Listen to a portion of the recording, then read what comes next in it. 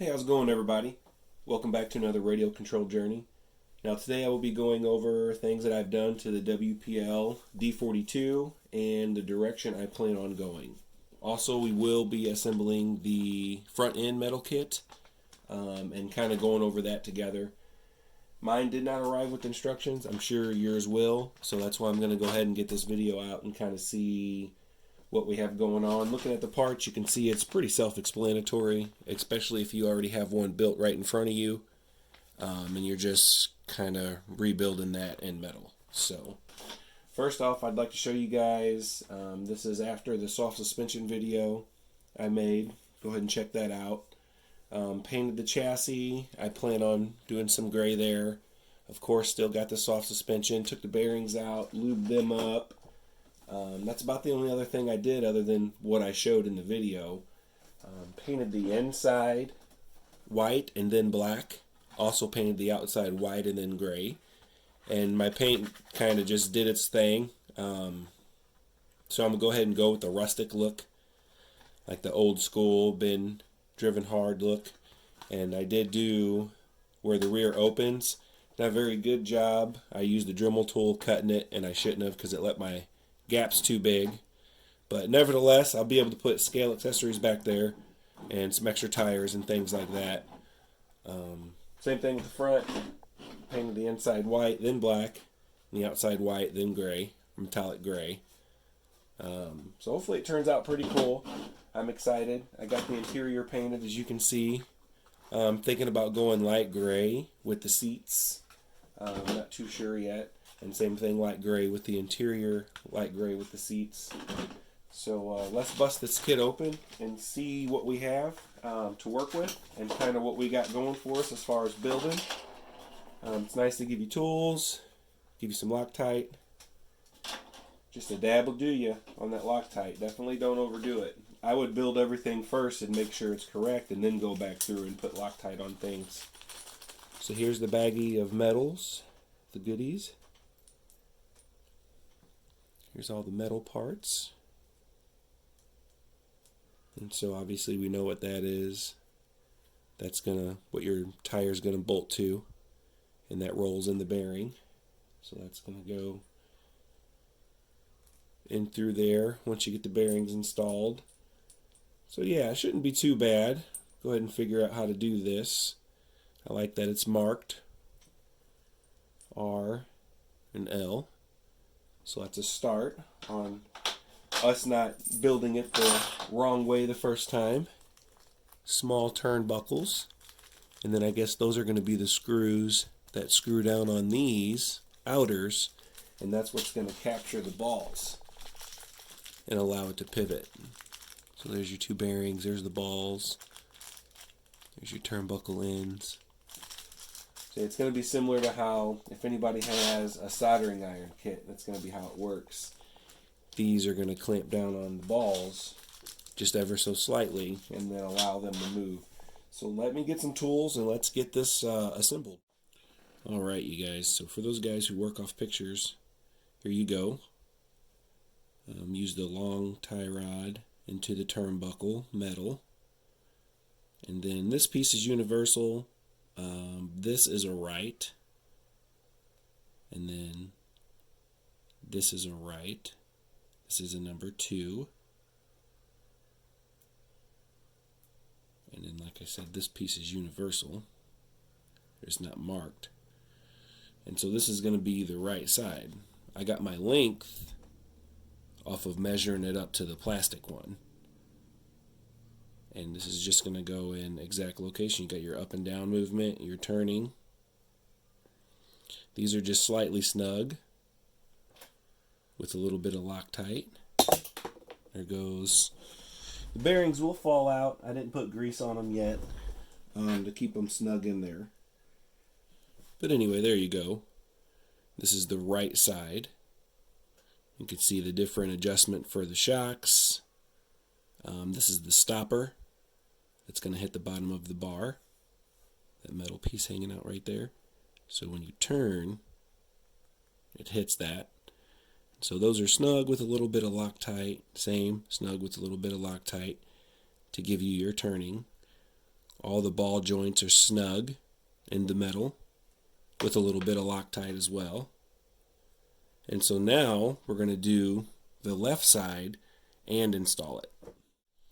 Alright, wanted to show what this side looked done, minus the bearings and the part you mount your tire to, it keeps falling out.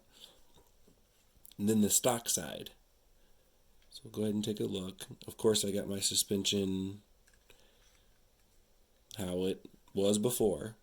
So you get about, what is that, an inch? Almost an inch, more than a half inch of travel with the stock side. And that's all I can kind of get out of her, guys. Even if I unhook the suspension completely, like it's not even not hooked up, it's under it, I still can only get an 1/8 inch.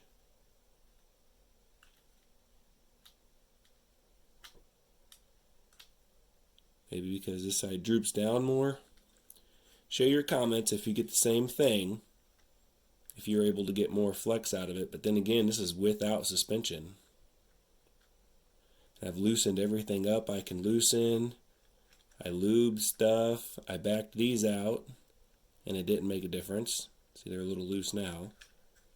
So, probably end up using this for the D-12, so I can get some drift weight up front, because the D-12 is still in drift mode.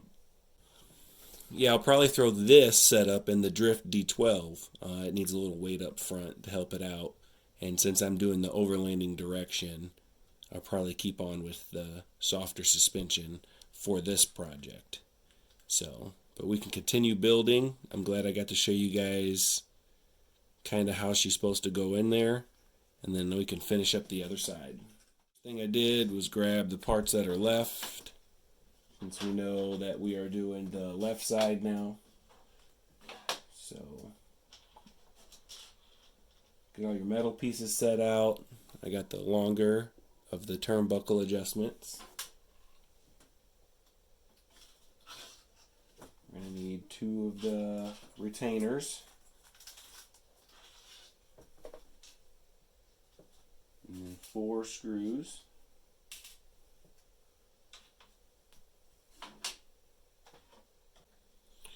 I usually sit this guy off to the side so I don't lose it, so it's not falling out, throwing bearings all over the place. And right when you're ready to mount your tires, get that guy out.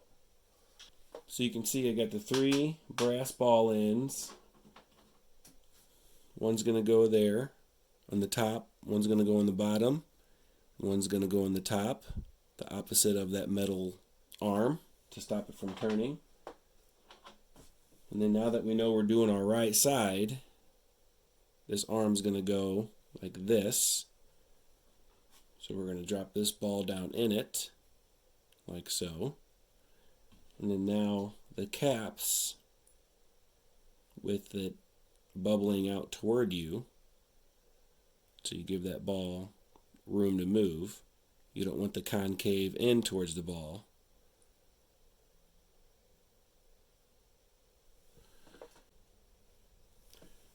Get it started. And if the other hole doesn't line up, don't get discouraged. Just grab another metal piece, because that one might fit better. Because that's what ended up happening with me. I just grabbed another piece and it fit perfect. Perfect. Now that we got that all buttoned up,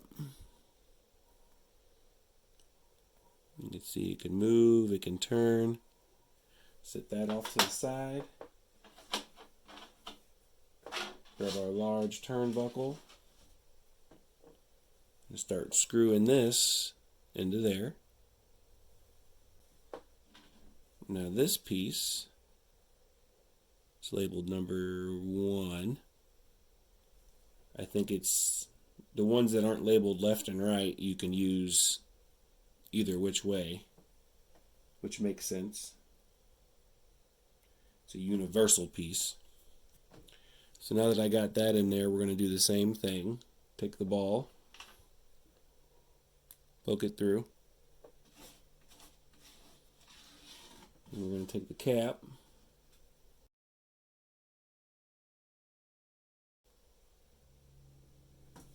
and our tiny screws. Alright, that piece is on. Now this is the time you want to measure it and get the length you want and compare it to the other side. And your shock spring is going to go into one of them two holes.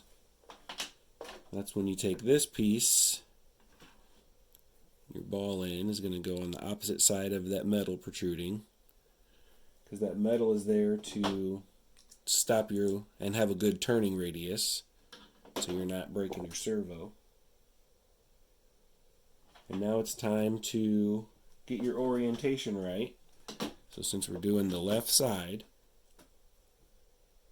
we know that this piece is going to go like this. This is the front. And then this piece is going to go like this. So now that needs to go down in the top of that. Be very careful. Just make sure you get your threads in right and don't over tighten them. And now we're going to put the bottom on. This piece goes right in there.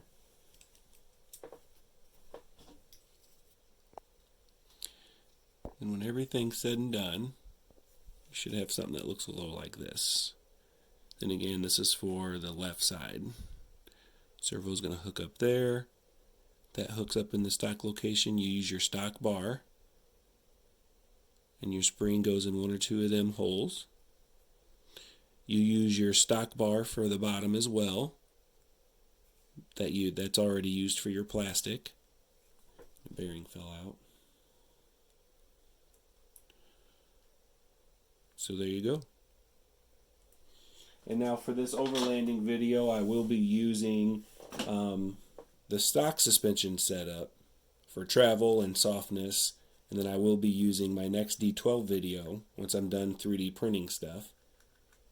I will use this in the D-12.